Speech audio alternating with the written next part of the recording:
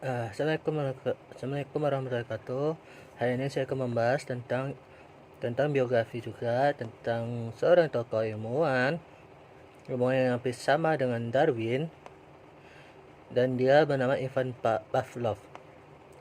Ivan Petrovich Ivan Petrovich Pavlov lahir pada tanggal 14 September 1847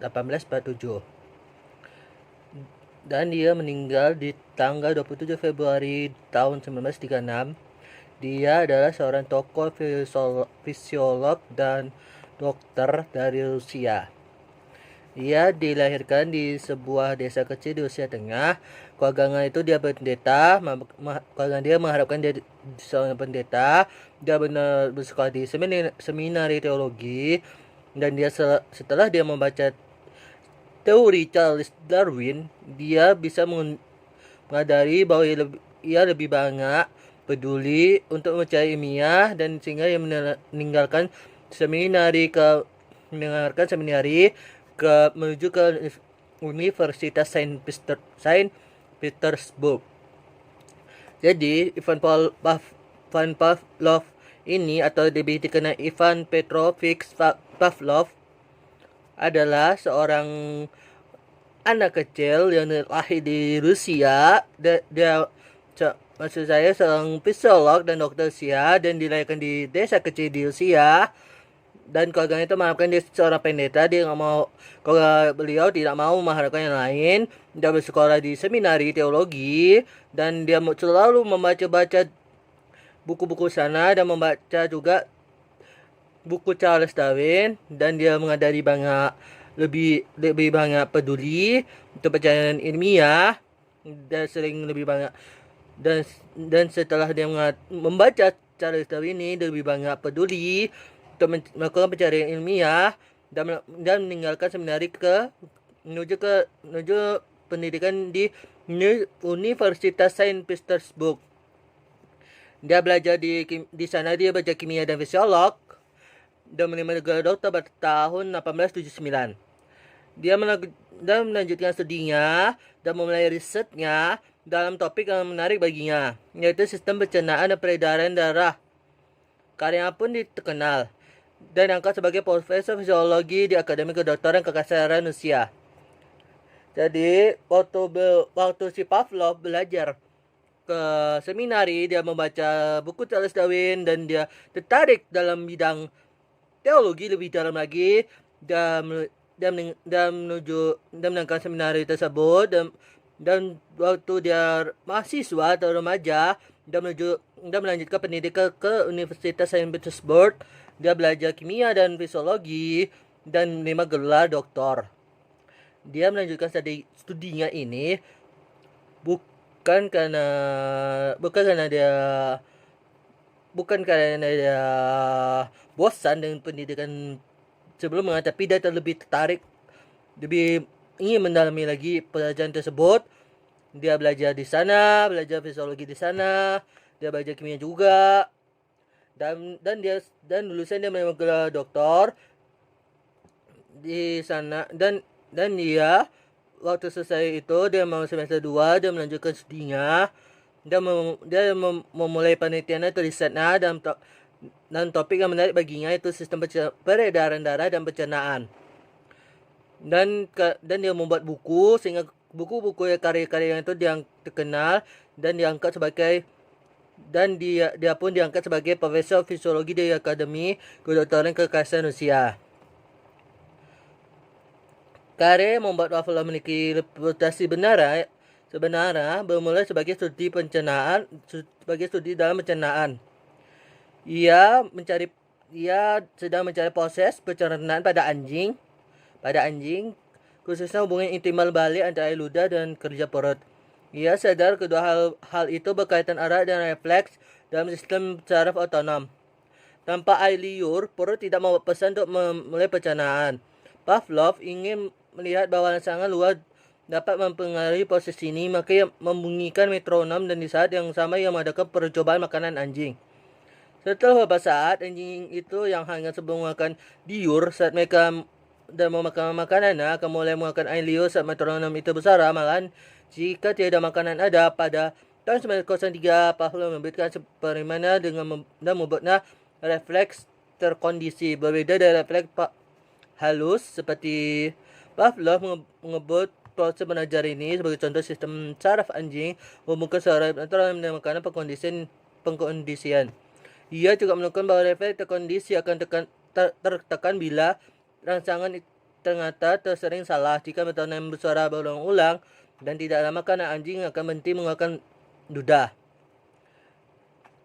Waktu itu beliau atau Pavlov ini dulu dia membuat karya yang terkenal itu dalam pencernaan. Dia mulai penelitian pada seekor anjing dan dia mencoba anjing tersebut dengan memberi dia makanan sehingga anjing tersebut tergiur dan makan air lidah, dan air liur di anjing tersebut dia berpikir apakah ini pencernaan. Maka dia berpikir sehingga terjadilah, dia mengatakan air liur anjing tersebut itu bahwa perut tidak akan membuat pesan jika air liur di mulut tersebut akan melakukan pencernaan. Dan rangsangan luar ini dia mengaruhi proses pencernaan, dan dia melakukan jika dia tidak memberi makan, maka proses pencernaan ini tidak akan terjadi. Sehingga 1903 dia mengatakan ini refleks terkondisi, dan proses pembelajaran yang ditetapkan si Pavlov ini adalah sistem saraf anjing membuka suara metronom dengan makanan. Dia juga bisa menemukan bahwa rangsangan itu bisa tersering salah jika dia tertekan. Jika dia berulang-ulang tidak ada makanan, anjing itu akan berhenti memakan ludah, apalagi manusia. Dan Pavlov ini juga lebih tertarik pada fisiologi ketimbang psikologi. Ia melihat bahwa psikiatri masih baru waktu saat itu sedikit meragukan, namun ia sungguh-sungguh berpikir bahwa refleks terkondisi dapat menjelaskan perilaku orang gila. Dengan contoh, memasukkan mereka yang menarik diri dari dunia bisa mengungkapkan semua rangsangan dengan luka atau ancaman yang mungkin. Gagasan memainkan peran besar dalam teologi behavioris diperkenalkan oleh John Watson sekitar 1913. Pavlov itu lebih tertarik pada fisiologi dibandingkan psikologi, walaupun dia masih belajar di sana, walaupun dia coba juga, tapi dia masih lebih tertarik, dan dia lebih tertarik pada fisiologi karena fisiologi waktu itu atau ilmu psikiater tidak ragu atau masih meragukan atau masih tidak sukai waktu saat itu, tapi dia mengatakan dan dia berpikir dan mengatakan bahwa perilaku orang gila hampir sama dengan dogi, tetapi ia mengusulkan bahwa yang menarik diri dari dunia mereka itu orang gila tersebut atau manusia tersebut dari dunia yaitu hanya rangsangan dengan luka atau ancaman yang terlalu terus menerus yang dialami oleh orang itu sehingga terjadilah gila. Dan gagasan ini yang menangkap peran penting dalam teori psikologi behavioris yang diperkenalkan oleh John Watson sekitar 1903 adalah dari teori Pavlov. Pavlov sendiri dihormati di negerinya baik di Rusia maupun Uni Soviet maupun di seluruh dunia. Pada 1904 dia menangkan Nobel dan fisiologi atau kedokteran dan penelitian tentang pencernaan.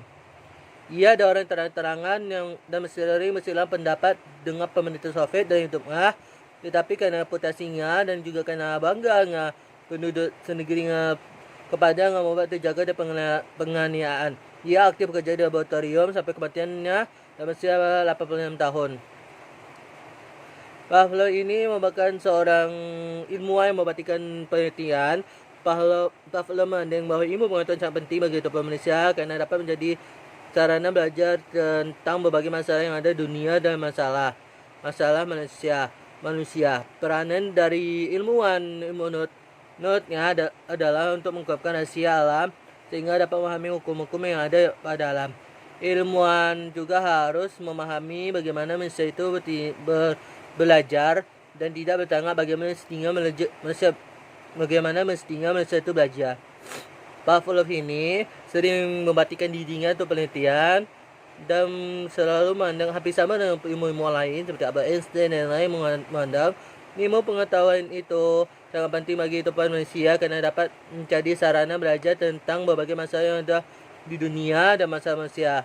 Karena peranan ilmuwan itu menurut dia ada mengungkapkan rahasia alam sehingga dapat memahami hukum-hukum yang ada pada alam. Ilmuwan juga harus mencoba memahami bagaimana saya itu belajar. Namun itu tidak harus melakukan alam atau melakukan benda-benda, tapi terhadap juga belajar coba memahami manusia itu belajar dan tidak bertanya bagaimana mestinya manusia belajar.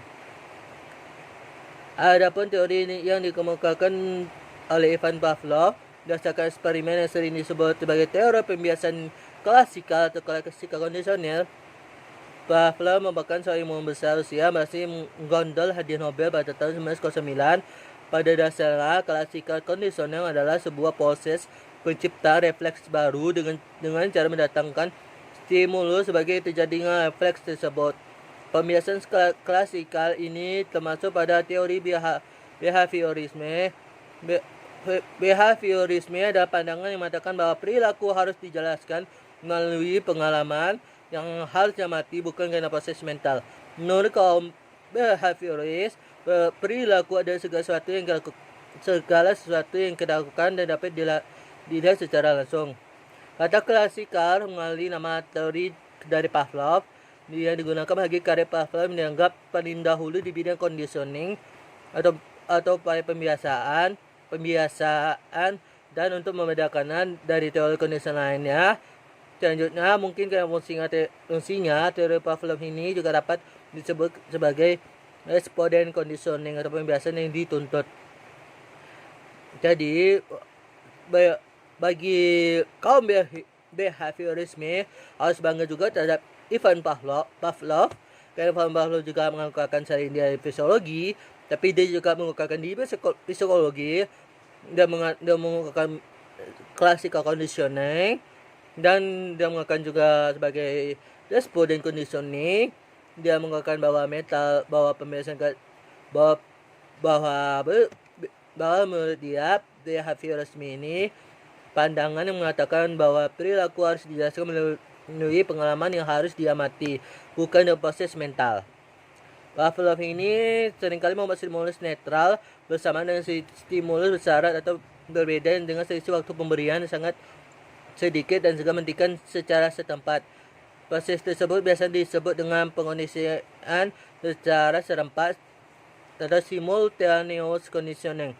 Prosedur ini menghasilkan respon bersyarat lebih sederhana dan efektif dalam melatih manusia atau hewan. Kadang peneliti juga menggunakan proses semelita, yakni dengan menghentikan stimulus netral lebih dahulu sebelum stimulus tak bersyarat. Walaupun prosedur ini jarang digunakan dalam pengkondisian. Memasangkan stimulus netral dengan stimulus bersyarat sama latihan untuk memulai suatu komunikasi sebagai penguat atau reinforcement bagi respon bersyarat. Sekian dia pembahasan saya. Wassalamualaikum warahmatullahi wabarakatuh. Mohon dimaafkan jika ada kata-kata yang atau pembahasan saya yang salah. Mohon diperbaiki atau dimaafkan. Mohon di komen dan maka saya akan terus belajar sehingga saya akan giat dalam belajar. Sekian, wassalamualaikum warahmatullahi wabarakatuh. Assalamualaikum warahmatullahi wabarakatuh.